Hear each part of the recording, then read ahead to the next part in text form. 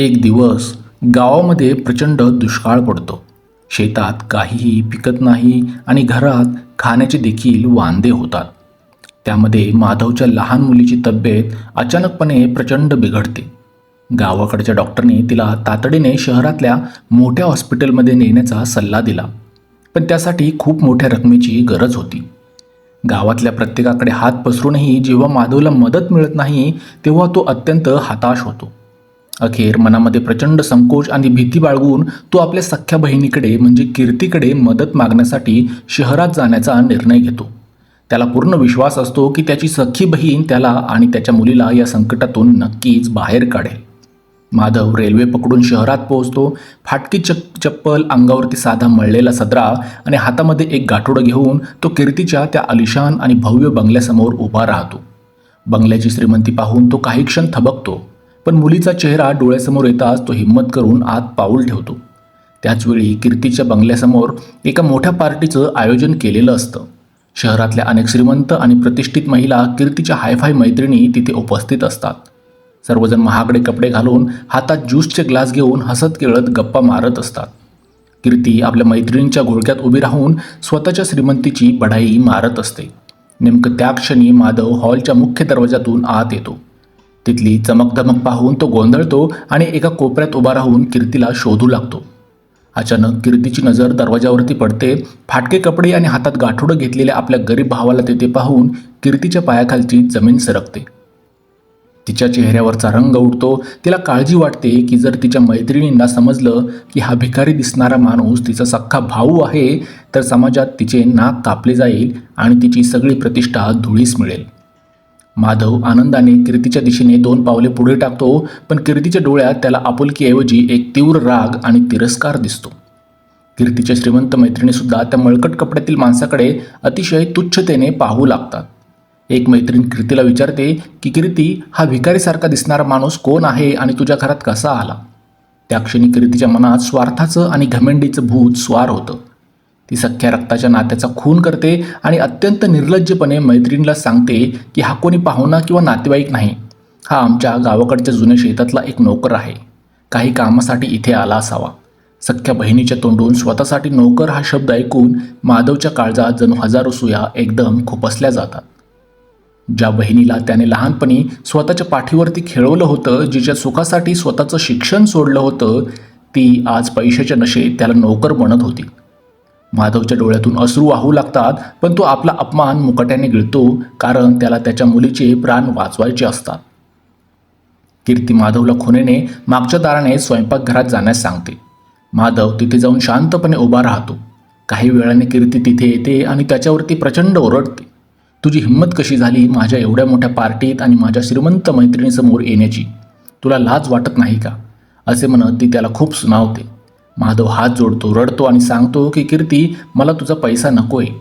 मला माझी मुलगी हॉस्पिटलमध्ये मृत्यूशी झुंज देत आहे. तिच्या उपचारासाठी मला काही पैशांची मदत कर. मी तुमचे सगळे पैसे शेतात काम करून परत फेडीन. पण कीर्तीचे मन पाषाणासारखे झालेले असते. ती त्याला म्हणते की माझ्याकडे अशा फालतू कामासाठी पैसे नाहीत. इथून चालता हो आणि पुन्हा कधी या घरात तोंड दाखवू नकोस. ती माधवला 1 रुपयाही देत नाही आणि त्या घरातून हाकलून देते. माधव अत्यंत भग्न हृदयाने डोळ्यात पाण्याचा महापूर घेऊन त्या बंगल्याबाहेर पडतो. त्याचा स्वाभिमान आणि नात्यावरचा विश्वास पूर्णपणे तुटलेला असतो.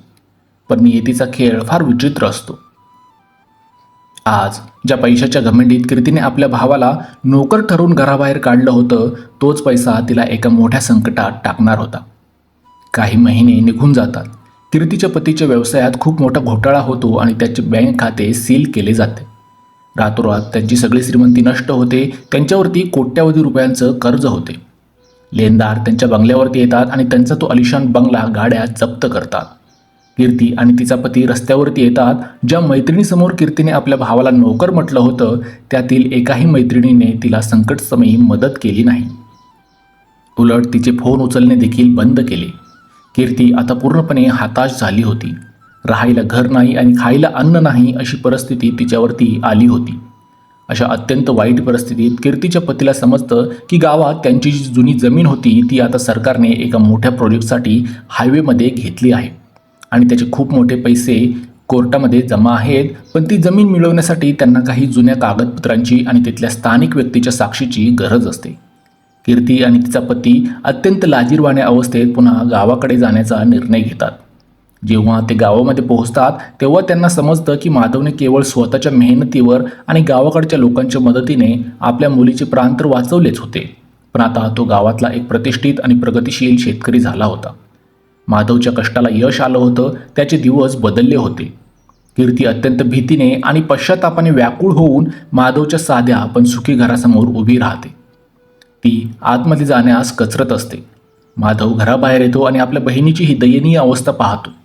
तिचे विस्कटलेले केस, रडवेला चेहरा पाहून माधवचे मन हेलावून जाते. कीर्ती माधवच्या पाया पडते आणि ढसाढसा रडू लागते. ती म्हणते, दादा मला माफ कर. मी पैशाच्या घमंडीत तुला नोकर म्हटलं, तुझा अपमान केला. आज देवाने मला माझ्या कर्माची शिक्षा दिली आहे. मी रस्त्यावर आले आहे. माधव कीर्तीला उठवतो, तिचे अश्रू पुसतो आणि तिला मिठी मारतो. त्याच्या मनात बहिणीबद्दल कोणताही राग नसतो. तो म्हणतो, बहिणीने भावाला नोकर म्हटलं तरी भाऊ कधी बहिणीला परक करत नाही. माधव आपल्या सर्व शक्तीनिशी कीर्तीच्या पतीला मदत करतो. कोर्टाची सगळी कामे पूर्ण करून देतो आणि त्यांची जमीन व गेलेली प्रतिष्ठा परत मिळवून देतो. कीर्तीला आता समजलं होतं की जगातील सर्वात मोठी श्रीमंती ही पैशात नाही तर रक्ताच्या नात्यात आणि भावाच्या प्रेमात असते. मैत्रिणी तर केवळ सुखाच्या सोबती असतात, पण संकटाच्या काळात फक्त सख्खा भाऊच पाठीशी उभा राहतो. या कथेचा हाच सार्थ निष्कर्ष आहे की नाती कधीही पैशाच्या तराजूत तोलू नका.